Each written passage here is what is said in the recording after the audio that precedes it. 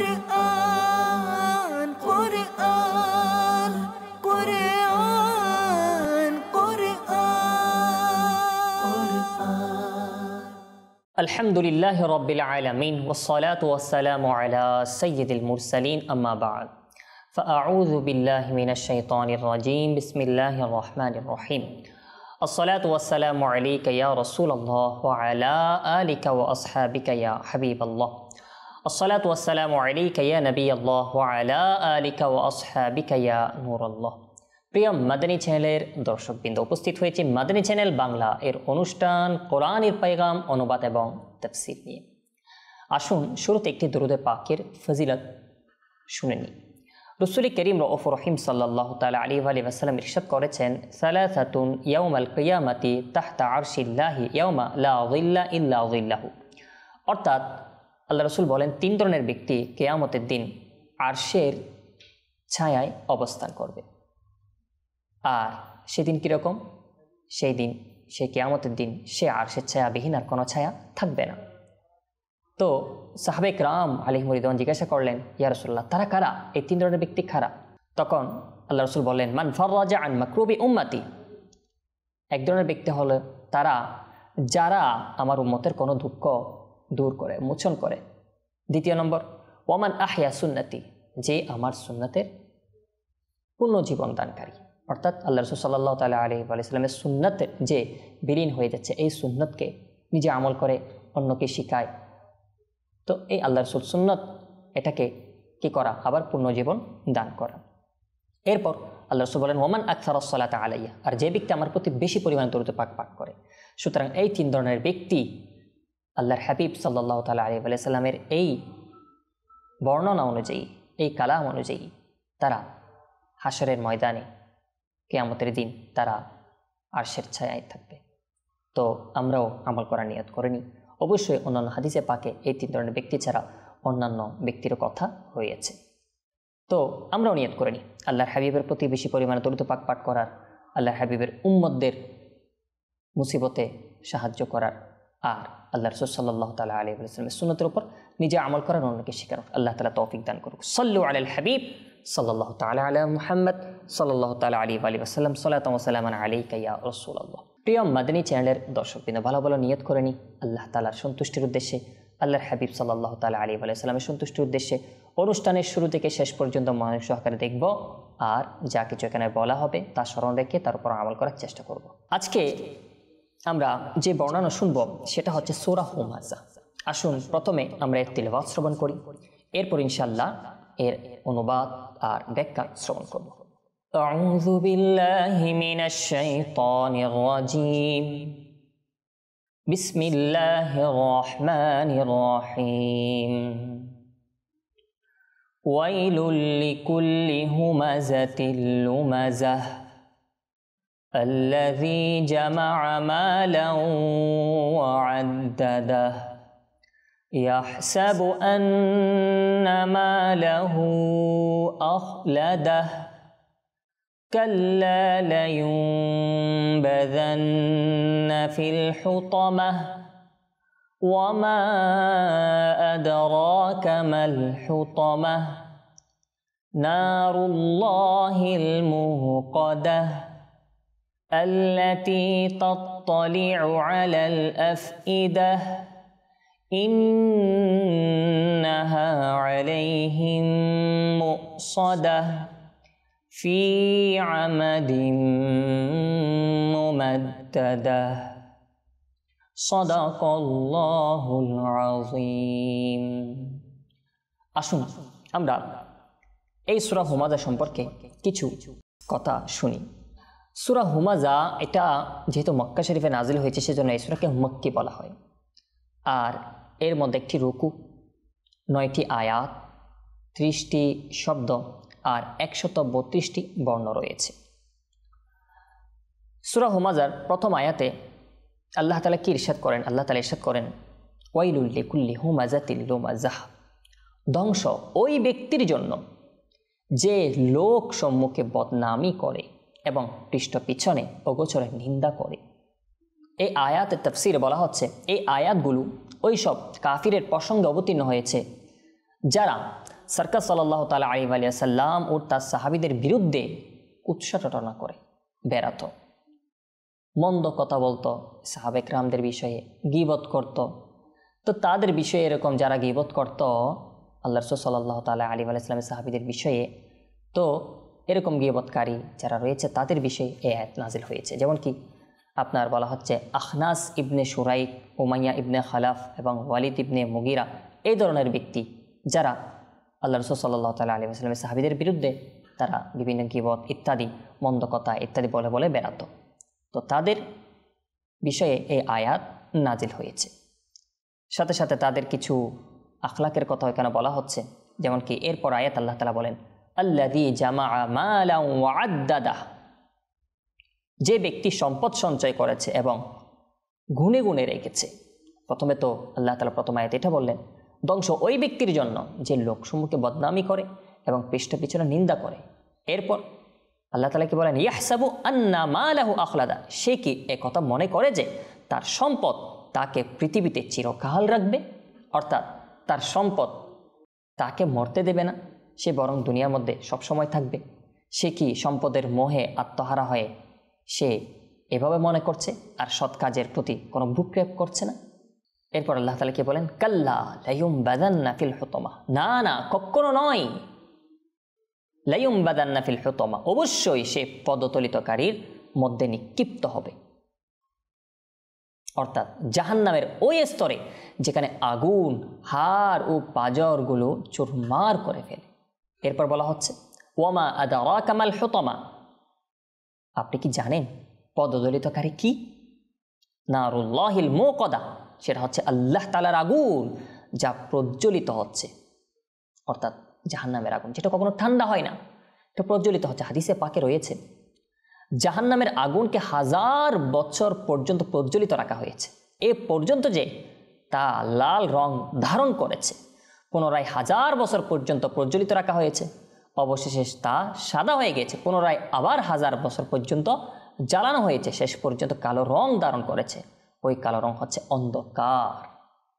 তো এটা জাহান্নামের আগুনের বর্ণনা। আল্লাতী তাত্তালিউ আলাল আফইদা, ওঠা যা অন্তরসমূহের উপর সমুদিত হবে। অর্থাৎ এই জাহান্নামের আগুন এটা এমনভাবে জ্বালানোর কারণে পরিস্থিতি এমন হবে, বলা হচ্ছে শরীরের বহির্ভাগকেও জ্বালাবে, আবার শরীরের অভ্যন্তরেও এটা পৌঁছাবে, আর অন্তরসমূহকে দগ্ধ করবে। হৃদয় এমন এক বস্তু যা সামান্যতম তাপও সহ্য করতে পারে না। সুতরাং যখন জাহান্নামের আগুন তার উপর চড়াও হবে এবং মৃত্যু আসবে না, তখন কি ভয়ানক অবস্থা হবে। হৃদয়সমূহকে জ্বালানো এই কারণে হবে যে সেটা হচ্ছে এই হৃদয়, এর মধ্যে যেহেতু কুধারণার স্থল, কুফর, ভ্রান্ত আকীদাসমূহ এবং কুউদ্দেশ্যসমূহ এগুলো সব কিছুকে হৃদয়ের মধ্যে স্থান দেওয়া হয়েছে, সেজন্য এই হৃদয়কেও জ্বালানো হবে। এরপর বলা হচ্ছে ইন্নাহা আলাইহিম মুকসাদা, নিশ্চয়ই ওঠা তাদের উপর বন্ধ করে দেওয়া হবে, অর্থাৎ আগুনে নিক্ষেপ করে দরজা বন্ধ করে দেওয়া হবে। ফি আমাদিম মুমাদ্দাদা, দীর্ঘ দীর্ঘ স্তম্ভসমূহে, অর্থাৎ দরজাসমূহের বন্ধন অগ্নিময় লোহার স্তম্ভসমূহ দ্বারা মজবুত করে দেওয়া হবে, যেন কখনো দরজা না খুলে। কোন কোন তাফসীরকারগণ এর অর্থ এটাও বর্ণনা করেছেন দরজাগুলো বন্ধ করে অগ্নিময় স্তম্ভ দিয়ে তাদের হাত পাগুলো বেঁধে দেওয়া হবে। প্রিয় মাতেচান দর্শকবৃন্দ, এই আয়াতগুলো তো আমরা শুনলাম, সাথে সাথে তার অনুবাদ এবং সংক্ষিপ্ত ব্যাখ্যা শুনলাম। আসুন এগুলো থেকে আমাদের জন্য শিক্ষা কি এর বিষয়ে কিছু কথা আমরা শ্রবণ করি। প্রথমে যদি দেখি আমরা এই হুমাজার প্রথম অংশে আল্লাহ তাআলা যে বলেছেন ধ্বংস ওই ব্যক্তির জন্য যে লোকসমূহকে বদনামি করে এবং পৃষ্ঠ পিছনে অগোচরে নিন্দা করে। তো আমরা যদি দেখি এই আয়াতের মধ্যে অবশ্যই, যদিও এটা নাজিল হয়েছে ওই কাফিরদের বিষয়ে যারা সরকার সাল্লাল্লাহু তাআলা আলাইহি ওয়াসাল্লাম সাহাবীদের বিরুদ্ধে আপনার বিভিন্ন নিন্দা ইত্যাদি করত, কিন্তু উলামায়ে কেরামগণ এটাও বলেছেন এটার মাধ্যমে এটাও প্রকাশিত হয় যারা নিন্দা করে তাদের জন্য অনেক শাস্তির কথা, যারা মানুষের গীবত করে তাদের জন্য অনেক শাস্তি রয়েছে এবং আল্লাহ তাআলার দরবারে অনেক অপছন্দনীয় কাজ। দেখুন এর মধ্যে স্পষ্ট যারা মানুষের নিন্দা করে, পৃষ্ঠ পিছনে মানুষের পিছনে পিছনে তার নিন্দা করে অগোচরে তার বিষয়ে মন্দ কথা বলে বেড়ায়, তো তাদের জন্য ধ্বংস এটা বলা হয়েছে। তো আমরা যদি দেখি, শুধু তাই নয়, অন্য আয়াতের মধ্যে আল্লাহ তাআলা কি ইরশাদ করেন দেখুন। যেহেতু নিন্দার বিষয় রয়েছে, আমরা যদি অন্য আয়াতে দেখি, যেমন কি সূরা হুজুরাত এর 12 নং আয়াতে আল্লাহ তাআলা কি বলেন, বিসমিল্লাহির রহমানির রহিম, ইয়া আইয়ুহাল্লাযীনা আমানু ইজতানিবু কাসীরাম মিনায-যন্ন ইন্না বা'দায-যন্নি ইসমুন ওয়া লা তাজাসসাসু ওয়া লা ইয়াগতাব বা'দুকুম বা'দা আইয়ুহিব্বু আহাদুকুম আন ইয়াকুলা লাহমা আখিহি মাইতান ফাকারিহতুমুহু ওয়াত্তাকুল্লাহ ইন্নাল্লাহা তাওয়াবুর রহিম। আসুন আমরা এই আয়াতটাও আজকে একটু বোঝার চেষ্টা করি। এই আয়াত আল্লাহ তাআলা কি ইরশাদ করেন? আল্লাহ তাআলা বলেন, ইয়া আইয়ুহাল্লাযীনা আমানু, হে ঈমানদারগণ, ইজতানিবু কাসীরাম মিনায-যন্ন, তোমরা বহুবিধ অনেক ধরনের অনুমান ধারণা করা থেকে বিরত থাকো। আমরা যে বিভিন্ন সময় যেমন ইচ্ছা তেমন করে মানুষের সম্পর্কে ধারণা করে থাকি, হ্যাঁ, এ তো মনে হয় এরকম, এ তো মনে হয় এরকম, এ তো মনে হয় এটাই জন্য করছে, তো ধারণা করা। তো অনেক এভাবে ধারণা করা থেকে তোমরা বিরত থাকো। কারণ কি, ইন্না বা'দায-যন্নি ইসমুন ওয়া লা তাজাসসাসু, কারণ কি কোনো কোনো অনুমান ধারণা এগুলো পাপ হয়ে থাকে, গুনাহ হয়ে যায়। কারণ কি, এগুলো মন্দ ধারণা করা হয়। এরপর কি, ওয়া লা তাজাসসাসু, আর তোমরা দোষ তালাশ করো না। আল্লাহ আল্লাহ, আজকে আমরা মানুষদেরকে একটা মন্দ ধারণা করতে দেরি নাই, এরপর তার দোষ তালাশ করা এটাও দেরি নাই, দোষ তালাশ করতে থাকি, দোষ তালাশ করতে থাকি, এটাও দেরি নেই, আফসোস। এরপর ওয়ালা ইয়াগতাব বা'দুকুম বা'দা, আর একে অপরের গীবত করো না। যখন আমরা মানুষের দোষ দেখি, তারপর কি করি, বাস এর পিছনে আমরা, সে যেন না জানে, তার সম্পর্কে আবার গীবত, তার আত্মীয় স্বজনের সাথে, তার ভাইয়ের সাথে, বন্ধু বান্ধবের সাথে তার সমালোচনা শুরু করে দিই। এগুলো কেমন মন্দ কাজ চিন্তা করে দেখেন। আল্লাহ তাআলা ডাইরেক্টলি এগুলো ঈমানদারকে আহ্বান করে।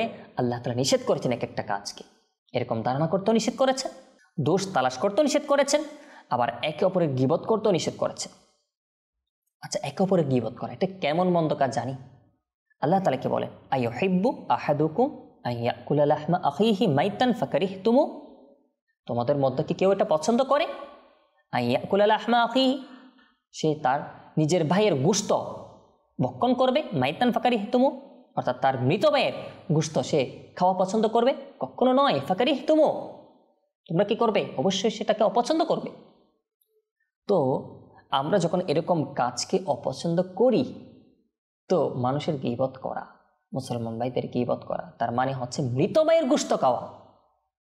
আল্লাহ আল্লাহ, এই আয়াতের তাফসীরের মধ্যে এটা আসছে যে হাদিসে পাকে এটা রয়েছে, গীবত হচ্ছে এই যে মুসলমান ভাইয়ের পৃষ্ঠ পিছনে, অর্থাৎ তার পিছনে অবর্তমানে এমন কথা বলা যা তার নিকট অপছন্দনীয় হয়। যদি ওই কথা সত্যও হয়, তবে তা গীবত হবে, নতুবা অপমান। কারণ কোনো মানুষের মধ্যে আমরা অনেক সময় বলি, বলে আরে আমি কি মিথ্যা কথা বলতেছি, এর মধ্যে আছে বিদায় তো বলতেছি। দেখুন, কারো মধ্যে কোনো কিছু থাকলে, মন্দ বিষয় রয়েছে, সেটা আপনি তার অগোচরে বলা, এটা হচ্ছে গীবত, সমালোচনা। আর যদি তার মধ্যে না থাকে, সেটা হবে অপবাদ। দুটো কবিরা গুনাহ, উভয় কাজ কবিরা গুনাহ। সুতরাং গীবত হোক, অপবাদ হোক, এগুলা থেকে আমাদের প্রত্যেকের বাঁচা উচিত। আর গীবত করা এটা হচ্ছে মৃত ভাইয়ের গোশত খাওয়ার সমান। তো বলা হচ্ছে, যেভাবে কোনো ব্যক্তির শরীরের মাংস কর্তন করার কারণে সে কষ্ট পায়, অনুরূপভাবে সেই ব্যক্তির মন্দ চর্চার ফলেও তার অন্তরে দুঃখ পায়।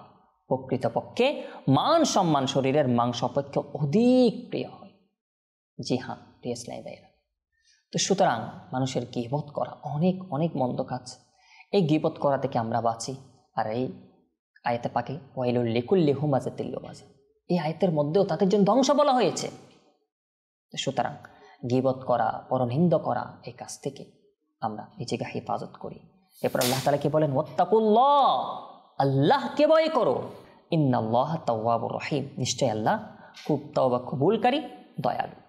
তো প্রিয় মাদেছেন দর্শকবৃন্দ, তো গীবতকারী যারা মুসলমানদের গীবত করে, সমালোচনা করে, তাদের বিষয়ে আল্লাহ তাআলা কিভাবে যে বলেছেন, এটা যে কত মন্দ কাজ, শুধু তাই নয়, হাদিসে পাকে কিন্তু অনেক রিওয়ায়াত রয়েছে, যেমন আনাস বিন মালিক রাদিয়াল্লাহু তাআলা থেকে এটা বর্ণিত, সরকার সাল্লাল্লাহু তাআলা আলাইহি ওয়া সাল্লাম এটা ইরশাদ করেছেন, আল্লাহ রাসূল বলেন, আমি মেরাজের রাতে এমন এক সম্প্রদায়ের পাশ দিয়ে আমি অতিক্রম করেছি যারা নিজেদের চেহারা আর সিনায় আপনার তামার নখ দিয়ে তারা আঁচড় দিচ্ছে, তামার নখ দিয়ে। তো তখন আল্লাহ রাসূল বলেন, আমি জিব্রাইল থেকে এটা জিজ্ঞাসা করলাম, এরা কারা? তখন জিব্রাইল কি আরজ করলেন, বলেন, এরা হচ্ছে তারা যারা মানুষের গোশত ভক্ষণ করত, অর্থাৎ মানুষের গীবত করত আর মানুষের ইজ্জতকে নষ্ট করত। আল্লাহ, মানুষের ইজ্জত নষ্ট করা, মুসলমানদের ইজ্জতের হাত দেওয়া, সম্মানে হাত দেওয়া, সম্মানকে নষ্ট করা, গীবত করা কত মারাত্মক অন্যায় কাজ। আজকে আমরা আমাদের আখলাকের মধ্যে এই বিষয়টাকে একেবারে নর্মাল ভাবে আমরা নিয়েছি। মানুষের পাশে যখন যার ইচ্ছা গীবত ইত্যাদি করে থাকে, আস্তাগফিরুল্লাহ, আল্লাহ তাআলা হেফাজত করুন। শুধু তাই নয়, আপনার আরেকটি রিওয়ায়াতের এভাবে এসেছে, আল্লাহ রাসূল বলেন, মেরাজের রাতে আমি এমন কিছু মহিলা আর পুরুষের পাশ দিয়ে আমি অতিক্রম করলাম যাদেরকে লটকিয়ে রাখা হয়েছে। তো তখন আমি জিজ্ঞাসা করলাম, হে জিব্রাইল, এরা কারা? তো জিব্রাইল তিনি জবাব দিলেন যে এরা হচ্ছে মানুষের গীবত করত, মানুষের পিছনে পিছনে তাদের সমালোচনা ইত্যাদি এগুলা করত, তাদের সম্পর্কে মন্দ কথা বলতো।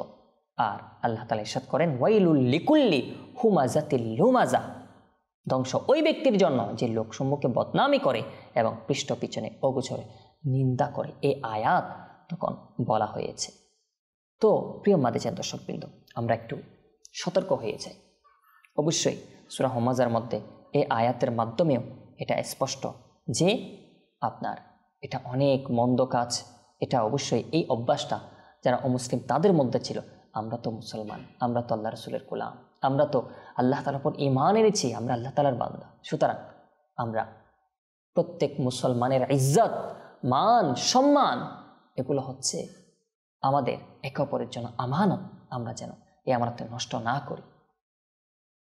কারো ইজ্জত, এক মুসলমানের ইজ্জত আরেক মুসলমানের জন্য এটা আমানত, এটা রক্ষা করতে হবে, এটাকে নষ্ট করা যাবে না। আর কারো সম্মান নষ্ট করা, কারো মান মর্যাদা নষ্ট করা এক মুসলমান অপর মুসলমানের জন্য এটা হারাম, নিষেধ, সম্পূর্ণ নিষেধ। তো প্রিয় মাদিজান দর্শকবৃন্দ, আমরা আজকে যা কিছু শুনলাম এর মধ্যে বিশেষ করে মানুষের গীবত থেকে নিজেকে হেফাজত করা, আর সাথে সাথে এখানে যে বলা হয়েছে তাদের আবার এটাও একটা অভ্যাস যে সম্পদ সঞ্চয় করা, গুনে গুনে রাখা।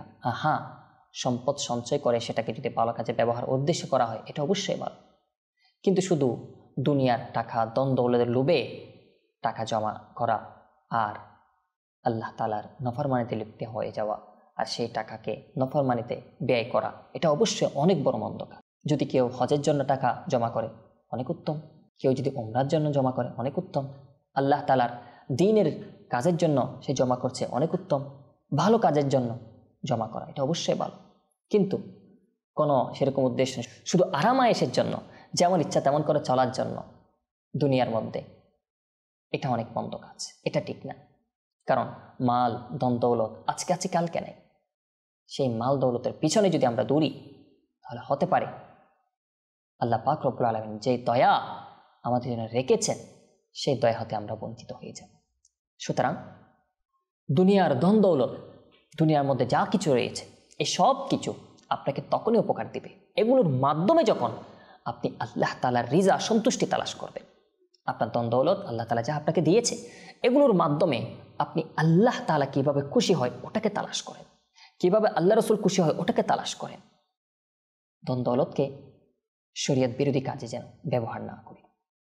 আল্লাহ তাআলা যা দিয়েছে এটার উপর যেন শুকরিয়া করি, আল্লাহ তাআলার নাশুকরিয়া যেন না করি, অকৃতজ্ঞতা যেন না। লা ইন শাকারতুম লা আযীদান্নাকুম, যদি তোমরা শুকরিয়া জ্ঞাপন করো আল্লাহ তাআলা কি বলেন, আমি আরো বাড়িয়ে দেব। তো সুতরাং আল্লাহ তাআলার নিয়ামতের শুকরিয়া আদায় করি, নিয়ামতের নাশুকরিয়া না করি। আর ধন সম্পদকে আমরা এমন মনে না করি যে ধনসম্পদই আমাদের সব কিছু। দেখুন, ধনসম্পদ এটা একটা মাধ্যম। এই ধনসম্পদ আমাদের জন্য সব কিছু নয়। আল্লাহ তাআলার দয়া যদি কারো উপর হয়ে যায় তো সে তো অনেক বড় সৌভাগ্যবান। কারণ নিকট অনেক ধনসম্পদ রয়েছে, কিন্তু আল্লাহ তাআলা তার উপর নারাজ। চিন্তা করে দেখুন সে কত বদনসিব। আর কারো ধনসম্পদ তেমন নাই, গরিব, কিন্তু আল্লাহ তাআলা তার উপর রাজি, সে কত বড় সৌভাগ্যবান। সুতরাং আল্লাহ তাআলার দরবারে দোয়া করবেন দুনিয়া থেকে বিদায় নেওয়ার পূর্বে, অর্থাৎ দুনিয়াতে যতদিন রয়েছে আমরা, এই দুনিয়া থেকে যাওয়ার আগে আগে যেন আমরা এমনভাবে আল্লাহ তাআলাকে রাজি করতে পারি। এই রাজি অবস্থায়, আল্লাহ তাআলা আমাদের উপর রাজি অবস্থায় যেন আমরা দুনিয়া থেকে বিদায় নিয়ে আল্লাহ তাআলার সাথে আমরা মোলাকাত করতে পারি। আল্লাহ তাআলা আমাদের উপর রাজি এমন অবস্থায় যেন আমরা আল্লাহ তাআলার সাথে মোলাকাত করি। তো সুতরাং আজকের দরস থেকে আমরা অনেক কিছু শুনলাম। অবশ্যই আল্লাহ তাআলার উপর যারা ঈমান আনে নাই, যারা কাফির, যারা অমুসলিম, আল্লাহ পাক রব্বুল আলামিন ঈমান না থাকলে বেঈমান যারা হবে তাদের জন্য কঠোর কঠোর শাস্তি কোরআন পাকে আল্লাহ তাআলা ঘোষণা করেছেন। আর যাদের ঈমান রয়েছে, ঈমান নিয়ে যদি দুনিয়া থেকে মৃত্যুবরণ করে, তো গুনাহের কারণে, অর্থাৎ গুনাহ যা হয়ে গিয়েছে এগুলার কারণে যদি আল্লাহ তাআলা কাউকে শাস্তি দিতে চায়, তাহলে চিন্তা করে দেখেন সেই শাস্তিকে আমরা সহ্য করতে পারবো না। সুতরাং আল্লাহ তাআলার দরবারে তওবা করা দরকার। আল্লাহ তাআলা যেন আমাদেরকে এই গুনাহ আল্লাহ তাআলা ক্ষমা করে দিয়ে আমাদেরকে জান্নাত দান করে। তো অবশ্যই আল্লাহ তাআলা যদি চায়, আল্লাহ তাআলা অনেক বড় দয়াবান। আল্লাহ তাআলা চাইলে অবশ্যই তাকে বিনা হিসেবে ক্ষমা করে দিয়ে আল্লাহ তাআলা জান্নাত দিতে পারে। তো আমরা সেটা চাইতে পারি আল্লাহ তাআলার দরবারে। তো দুনিয়ার মধ্যে আমরা যতদিন রয়েছি, ইচ্ছায় অনিচ্ছায় অনেক গুনাহ হয়ে যায়। তো আমরা আমাদের গুনাহ থেকে তওবা করে আল্লাহ তাআলার দরবারে নিজেকে পেশ করি। আর আরেকটি কথা, যেহেতু আজকে আমরা শুনেছি গীবত সম্পর্কে, তো মানুষের গীবত যার যার করা হয়েছে, আমাদের মধ্যে অবশ্যই ইচ্ছায় অনিচ্ছায় যাদের গীবত করা হয়েছে, তো আমাদের উচিত তাদের থেকে সম্ভব হলে ক্ষমা চেয়ে নেওয়া। আর যদি সে না জানে, এটার কারণ তার কোনো ক্ষতি হয় নাই, তো ঠিক আছে, কমপক্ষে আমরা তওবা করে নিই, তওবা করে আল্লাহ তাআলার দরবারে ভবিষ্যতে আর কোনো গীবত করব না। তবে আপনার গীবতের কারণে যদি কারো ইজ্জত নষ্ট হয়, কারো সম্মান নষ্ট হয়, তাহলে তার থেকে ক্ষমা চাওয়া এটা আবশ্যক। কারণ আপনার কারণে তার ক্ষতি হয়েছে, কোনো মুসলমান ভাইয়ের ক্ষতি হয়েছে, সুতরাং তার নিকটে ক্ষমা চাওয়া এটা অনেক গুরুত্বপূর্ণ। তো সুতরাং আজকে আমরা এটা জানতে পারলাম যে একটা তো গীবত থেকে বাঁচা, সমালোচনা থেকে বাঁচা, আর ওই আয়াতে যে আমরা শুনেছি যে দোষ অন্বেষণ করা থেকে নিজেকে হেফাজত করা, আল্লাহ তাআলা নিষেধ করেছেন, দোষ অন্বেষণ করা থেকে নিষেধ করেছেন। আর অনেক ধারণা করা, যেমন ইচ্ছা তেমন করে মানুষের প্রতি ধারণা করা, কুধারণা করা, এটা থেকে যেন আমরা হেফাজত থাকি। আল্লাহ পাক রব্বুল আলামিন আজকে আমরা যা কিছু শুনলাম তা স্মরণ রেখে এর উপর আমল করার, আর মানুষের নিন্দা করা থেকে নিজেকে হেফাজত করার, বরং সম্ভব হলে মুসলমানের প্রশংসা করুন। আল্লাহ তাআলা মন্দ আমল থেকে আমাদেরকে হেফাজত করুন। যা কিছু শুনলাম তা স্মরণ রেখে আমল করার তৌফিক দান করুন। আমিন বিজাহিন নবিল আমিন সাল্লাল্লাহু তাআলা আলাইহি ওয়া সাল্লাম। সাল্লু আলাল হাবিব সাল্লাল্লাহু তাআলা আলা মুহাম্মদ সাল্লাল্লাহু তাআলা আলাইহি ওয়া সাল্লাম। সালাতু ওয়া সালামান আলাইকা ইয়া রাসূলুল্লাহ। কুরআন কুরআন কুরআন